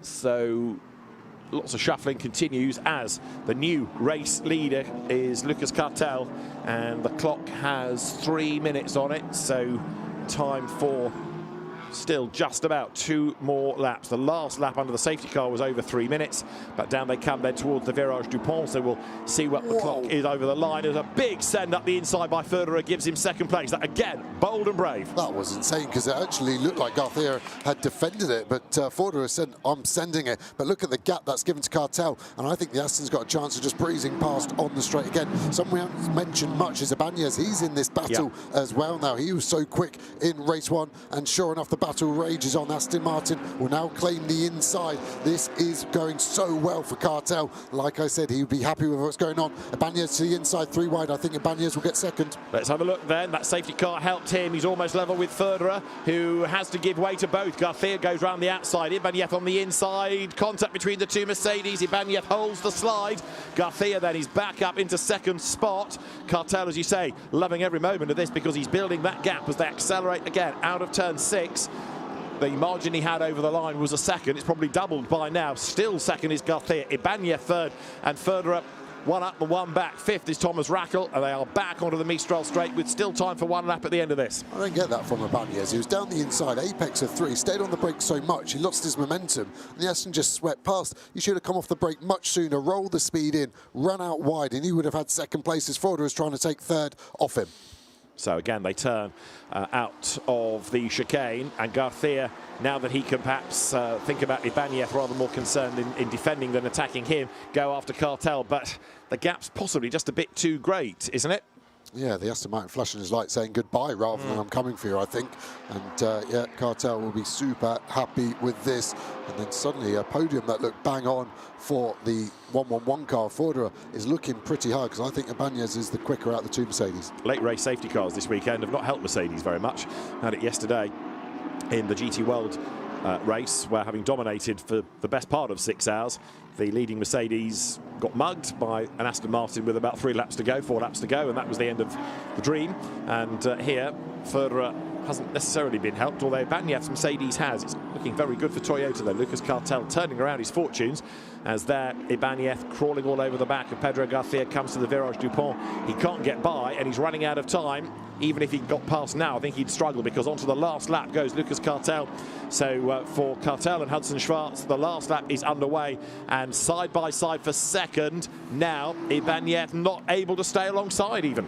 No, the power of the Aston's so strong, but this is where the Mercedes is strong, and this is a shot we saw last lap. They can just hold it slightly tighter to the left round here to open up the right. You can see that half a car width, and they get on the throttle earlier to punch them down this straight. But the Aston's done a good job and has got a good exit, and actually looks like Forder is the one on the move, trying to go round the outside once more. Let's see how this one works out. He does like the outside line. Is it going to pay out for him this time? Yes, because it's going to give him the inside for this next corner, but then Ibanez will have the road come to him here down at turn 5. Back through he goes, and Cartel is away and gone. From 1 second, the gap was up to nearly 3 last time. So this battle, great to watch, great to be part of, no doubt, has done them no favours in terms of staying with the leader. Ibanez did really well to shut the door at 6 and then to 7, and continues in 3rd place for now. What's Forder got? Has he got a big Hail Mary send on the brakes into the chicane?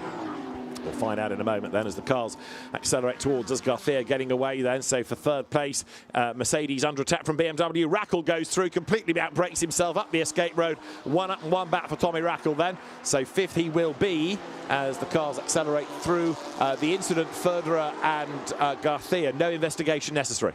Fine, easy, done. There you go. Race like control happy. So hard racing, that's what we want to see, isn't it? Race leader has gone through. 2nd is there. 3rd, that's Ibanez. 4th behind him is Federer, the race 1 winner. He's not done yet. Podium might still be possible. Way out wide goes Garcia, but Lucas Cartel is heading for a win. So Mercedes and Toyota are going to take honours here at Paul Ricard.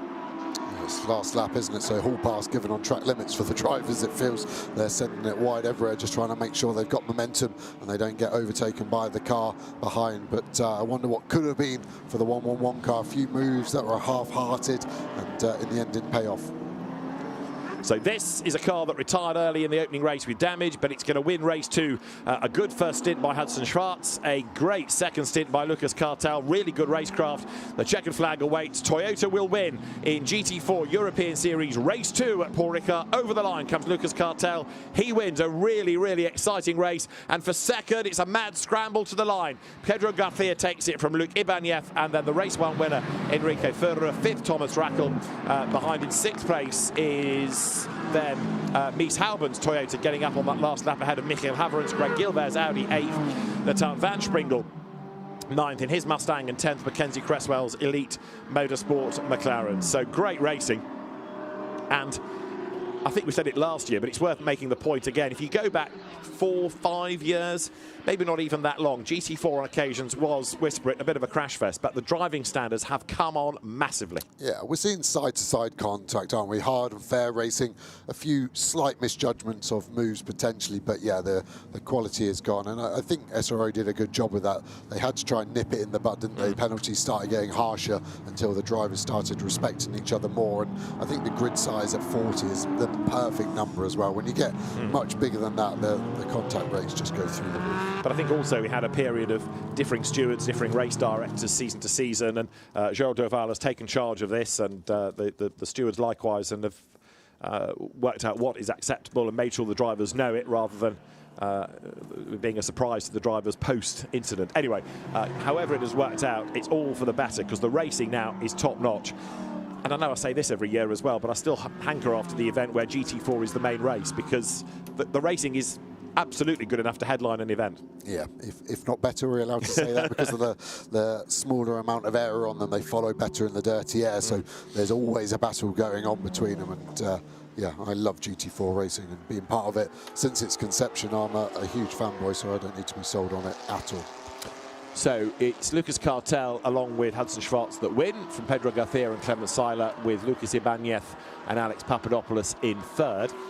Alain Gabet was first over the line in Pro-Am, but I thought somewhere I'd seen that his car was being penalised. So, yeah, 31 wins on the road in Pro-Am, but a 30-second penalty for causing a collision.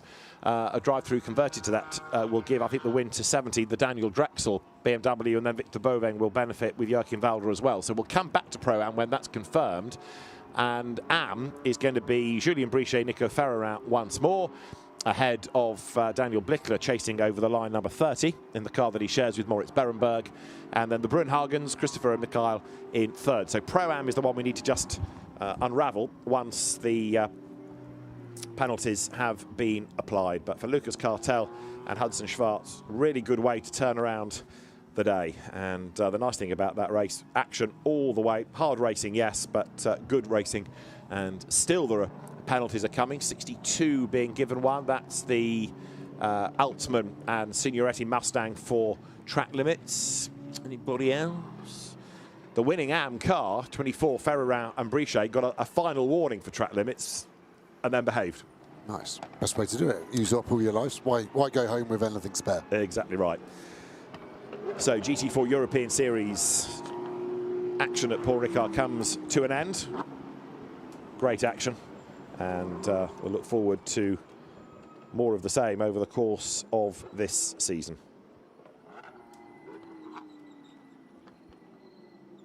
So the cars now then to make their way, in some cases, back to the teams, in others to the presentation area. Drivers will need for the podium, but excellent action all the way through the day. And good to have some different winners as well, which is always a hallmark of a competitive championship. Yeah, it was bin and win, wasn't it, for this Toyota today? Good day for the championship opener for the 111 car with a win in 4th place. But you can see how much it means to Cartel. That was an intense battle at times. Win wasn't really on the cards, was it, until the safety car came out, but he handled the safety car restart perfectly and a well-deserved win. They've got quite a long wait for the next races. It's the end of May, 1st of June weekend at Monza. And that's a brilliant circuit for GT4 cars, really, really fast. And as you made the point, they don't have that much aero, so we'll be in for some really good racing there, I would have thought, as the door opens and Lucas Cartel thinks, can't believe it, we've done it. A very, very happy man indeed as Hudson Schwartz arrives, his co-driver, to congratulate him. The car operated by CRT Sport, the Belgian driver and the American. A new combination, but a successful one straight away. Really, really strong, and fair play to the team as well, getting that car fixed and turned around and fast as well. That's the hard bit of damage that they sustained in race 1. Easy for it not to be fixed and be fast at the end. So the penalty for Elon Gabay and Tim Horrell mean that number 70 inherits the Pro-Am win. That's the Razzoon Northern Racing, Daniel Drexel and Chris Solkeld BMW. And that car second on the road, but takes the victory on the corrected times.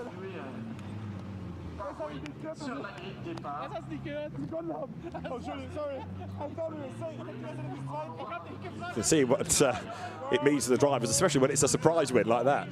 It's saying, isn't it? I didn't realise. And it'll take a while to settle in, but feel even sweeter when it does. Yeah, exactly. And a really happy team as well, the Razzoon Northern Racing squad. We've seen occasionally in GT4, but GT2 as well. So it's come out of nowhere. Second over the line was good, but to inherit the win, even better. So winners' caps for the drivers being readied. Teams making their way down the pit lane, fans heading for home. End of action on track at Paul Ricard this weekend. And a great weekend. But Hudson Schwartz and Lucas Cartel are our race winners. And Bryn Lucas is doing his best to round them all up for us. First of all, you could tell just how much that meant to you both when you got out of the car, Lucas. But if I come to you first of all, Hudson, watching on, it's a nervy time, particularly earlier on when there was a 6-second deficit before the safety car. Yeah, it was crazy. I mean, just at the start, I was just trying to get a nice feel for everything. And then it really got crazy. We were doing 3 wide, 4 wide down the straightaways. I was just trying to do the best I could to get up there and stay in a good position and then hand it over to this guy. I really want to thank the team. They've done great, and I couldn't be happier. It's been a tough day really for you with what happened earlier on. So to have such a rapid and impressive turnaround. Yeah, it was amazing stint. I'm so proud of me, I'm so proud of the team, I'm so proud of Hudson. So I don't have the word. I'm like just so really happy. And finally we did it, yeah. Just very quickly, what was the key? What was the key moment for you? It's to be perfect. every lap, did the same lap, the good lap, the perfect lap, and after the whole thing, we can win. Who says there isn't a perfect lap? Well done, both of you. Thank you. So two remarkably happy drivers at the end of our second 1 hour of GT4 racing. Great to have a car like that doing so well here. Yeah, really, really nice. And to have a different winner, like you said, and a different car shows you that the balance of performance working nicely already in GT4 in 2026. Indeed, so still 1 or 2 more penalties being applied, but all good as far as the AM category is concerned, and so we'll get the drivers towards the podium very shortly indeed. But Paul Ricard, after a manic, week, 10 days, with testing, prologue, racing, finally comes to catch its breath, and that's a photograph they're going to savour for a long, long time. Hudson Schwartz and Lucas Cartel, first-time winners both in GT4 European Series. Still intrigued to know what was going on really with Cedric Fuchs and that Mercedes in the first stint, because certainly Enrique Federer made it come alive. But what about Pedro Garcia and Clement Seiler? They take second after a really tough race. Bryn. After an hour of racing, you finish where you started, but that's not really the story of this race. This race was literally crazy. We started P2, we went for P1. I tried to defend, I tried to make a gap. This was really, really important for me, but I couldn't. The car was really well prepared by the team. This was the key of this race, and this man here, first race in GT4, and he made it to the podium. What did you learn from the first race? Because it seems to be an improvement, a significant improvement between race 1 and race 2. I just learned with these men and all the team. No words for the team, no words for the job of these men this weekend. And yeah, I'm so happy, my first race here. And yeah, that's it. Let's enjoy it. You must enjoy it. Well done. Thank you. Thank you very much. Great effort for Pedro Garcia and Clement Seiler. On that evidence, they're going to be a factor all season, aren't they? Yeah, they look really well matched. Yeah. By the sounds of it, it looks like Seiler is helping Garcia get up to speed as well, which is exactly what you need from your teammate. So a second win in the AM class for Nico Ferreira and Julien Brichet. Honours this time to Daniel Drexel and Chris Solkeld in the Pro-Am competition. But good Pro-Am day for BMW, 2 out of 2 there. Different teams, different combinations of drivers, but the same brand. And our Pro-Am winners, Daniel Drexel and Chris Solkeld, are next on Bryn's hit list. 2 more happy people. Start with you, Daniel, because I know Chris started in the car and we spoke to him earlier on. That one there was almost taken away from you. Yeah, it's a bit tough because I'm also one of the guys who has a cold. That's why I'm so wet. Yeah, it was crazy. I came off a lot of pits. Then the Audi came not really knowing where we really am. We had that moment in the fast right-hander. And then I had all of these silver guys between me and the leaders. And I thought I need to catch him and followed with all of the silvers, and I was a bit cursing. And I didn't realize that they got a penalty until I stood here. I was like, why do I go in here? And then he screamed at me. And then I saw that we got the win. And yeah, it's really, really, really cool. And for you, a week ago, you didn't know you were doing this, and you come along, you get yourself a class win, but a decent performance as well. Yeah, it's been a mental 7 days for me. I just need to say a massive thank you to the Resume guys, to Danny, to Christoph, Stefan, everyone involved to make this possible. It's been an amazing experience, and what a debut. I've absolutely loved it. Now you've got to get a trophy home. Go and collect it. Well done. Cheers, guys.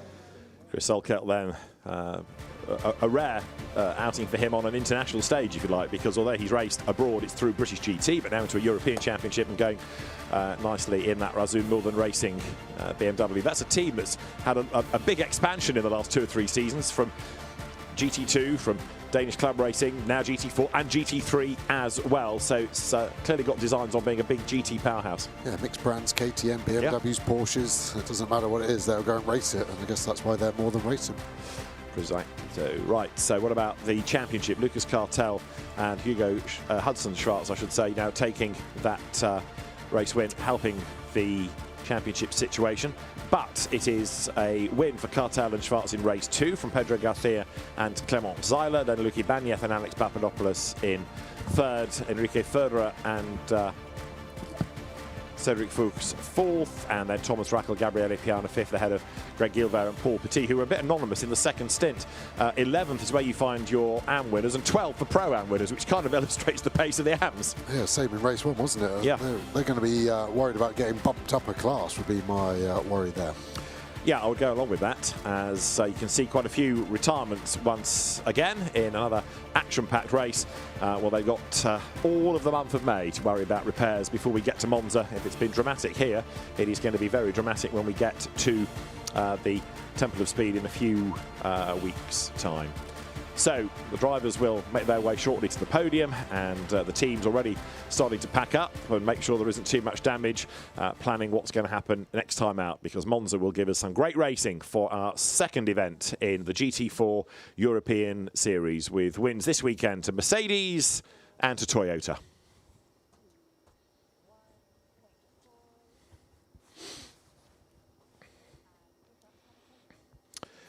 So the Paul Ricard circuit that's delivered great action in GT4, and with some incidents for race control to sort out, we've got a provisional classification. The drivers based on that will go to the podium in a few moments' time. Let's look back at race 2 in the GT4 European Series that began with Gabriele Piana's BMW launching off the rolling start to lead, but a good getaway too by Clement Seiler on the outside line, and he was very much in the hunt as they rounded turn 1. Piana tried to brave it out, but he ran a bit deep. That compromised him out of turn 2, and it allowed the Aston Martin to come right up alongside on the run down towards turn 3 with Cedric Fuchs in the mix. But that Mercedes started to fall away as Eric Evans' Mustang got up the inside and was soon through into 3rd place. Piana and Seiler continued to battle. Hudson Schwartz Toyota was in that group as well. Fuchs was just about hanging on in there as 3 wide they arrived at turn 1, and round the outside with mega bravery went Piana.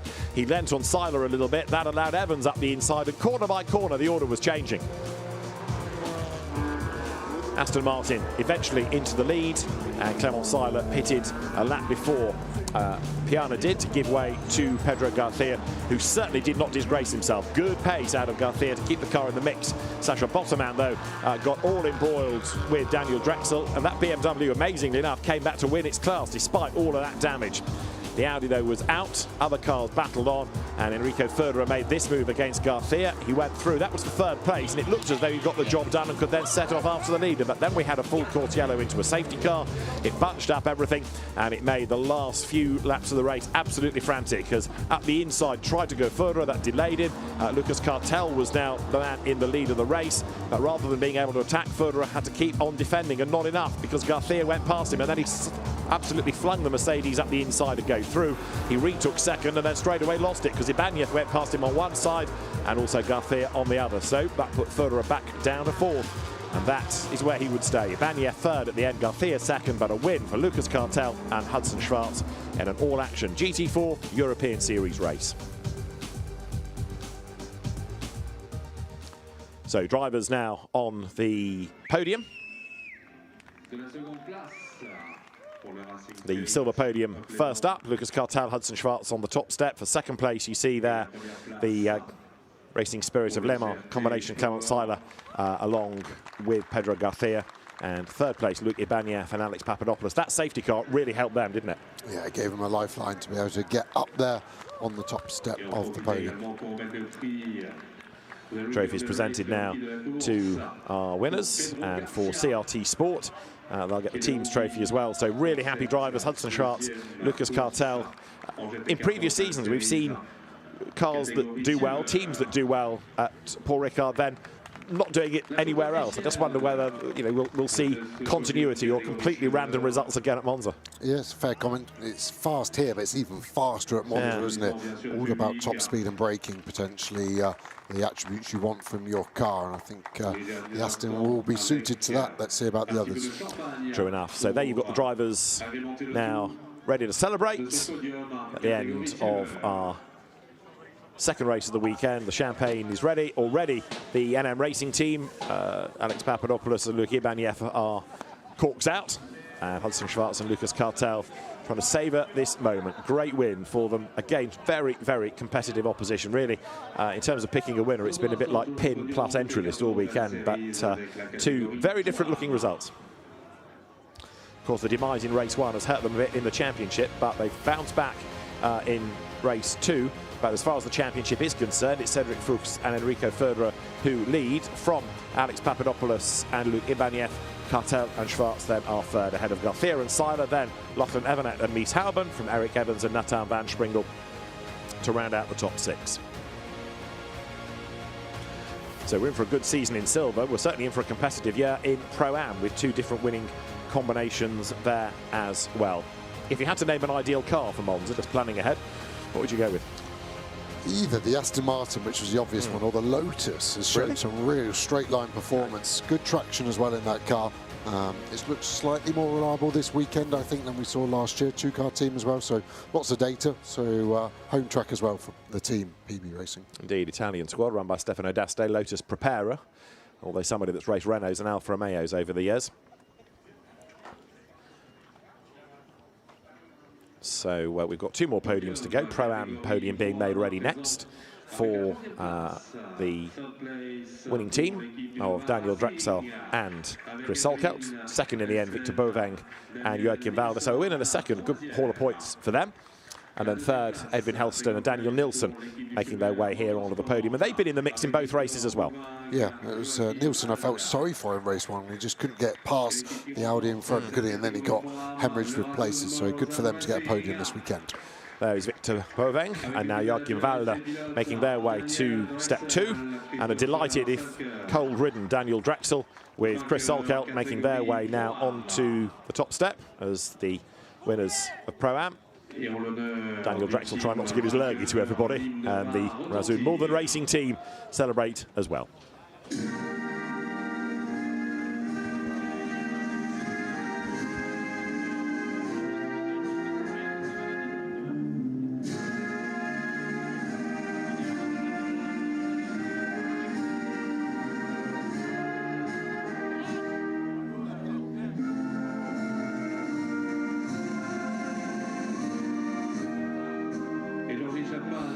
So for Razzoon Malvern Racing, the Danish team, the anthem is played for Daniel Drexel and Chris Solkelt, and trophies arrive now, as you can see, for Edwin Helston and Daniel Nilsson from Pirelli's Georgie Chapman. Then the trophies for second will come Joachim Walder and Victor Boveng, just hanging on to win in the first race with a penalty, and points in race 2 for second. So a really nice, good, solid start to their season. Yeah, really perfect. That's how you win a championship, isn't it? And a few teams already leaving here with a DNF, and that really hurts. A very happy team, the Razzoon Malvern Racing squad, celebrating with the trophy as Daniel Drexel awaits his for all the hard work. Big battle at the end, and we talked about this in the context of Jules Gounon in GT3 last night, but because he was feeling ill. If you know, even in a GT4 car with a bit of a cold, if you're not feeling ideal, it's tough. Yeah, even if you're performing 1 or 2% under, yeah, it certainly makes a difference. So even more impressive in that regard. So trophies aloft, photographs taken, happy drivers, and Pro-Am. Then the champagne awaits. So for BMW, very happy with the results for the manufacturer points, because they're just as we have for GT3, there is the global GT4 competition, and with BMWs winning both races in Pro-Am, it's not going to hurt, is it? So drivers click the bottles, make their way off the podium, and we'll have a look at the championship, and then the AMs will be next. So Walder and Boveng lead the championship on 44 points from Daniel Drexel and Chris Solkelt, and then Hendrik Still and Joachim Bolting next, ahead of Edwin Helston, Daniel Nilsson, Gustavo Xavier and Under Erdem, and sixth, Charlie Robertson and Ravi Ramyi. They've had a fairly difficult weekend learning about that McLaren, but progress certainly has been made, and they'll be in a better place for Monza with lessons learnt this weekend. Charlie Robertson having to adapt to different cars for so many years, associated with Ginetta, then a couple of years of BMW, and then a really late switch at the behest of Ravi Ramyi. New team, new car, a lot to get used to. Yeah, it's not been an easy weekend. Bumped into them earlier in the day, and they were pretty wide-eyed and just trying to get aboard of the situation they currently find themselves in. Brunhagen's going to the podium for third, Christopher and Mikhail in the AM contest. Then next will be Moritz Berenberg in the second placed AM car, along with his co-driver Daniel Blichler. And then for third place, it will be, then the winners next out, Nico Ferreira and Julien Brichet. So Porsche, Toyota in AM, and another really good overall result. 11th this time for Ferreira and Brichet.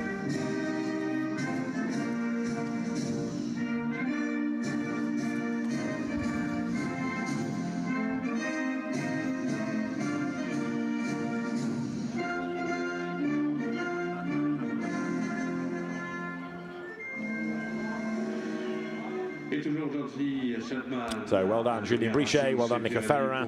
That's 2 out of 2 for them, so a big championship lead will go their way as the trophies go to Brunhagen Jr. and Senior, Christopher and Mikhail, then to Lawrence Berenberg and Daniel Blichler next after a very, very good effort.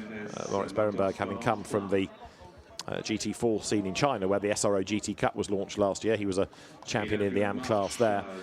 For the winning team, JSB, there is the trophy. And then trophies to the winners, Julien Brichet and Nico Ferreira. 2 out of 2. That's quite something in a very competitive championship like this. So there are the trophies to round out a good weekend. And the Porsche, again, whether it's been in Pro-Am or AM hands, perhaps the ideal model, a nice turnkey racer and easy for the AMs to get used to. Yeah, I'd agree with that, apart from sometimes it seems to go through its rear tyre towards the end of the race and looks a bit leery, but yeah, it's a very consistent car. So the podium soon empties, champagne everywhere, drivers scatter, and with the backdrop, the drivers now concentrating on getting dry and getting home. These are the points. Then the AM class not as numerous in terms of the entries as others, but it is Brichet and Ferreira ahead of Moritz Berenberg and Daniel Blichler, and then Mikhail Arver and Christopher Brunhagen are third in AM. So the podium ceremony is done. Drivers will make their way back to the paddock. Teams from all across Europe will concentrate their efforts now on planning the action next time out, because the GT4 European Series will reconvene at the end of May. The next stop will be Monza.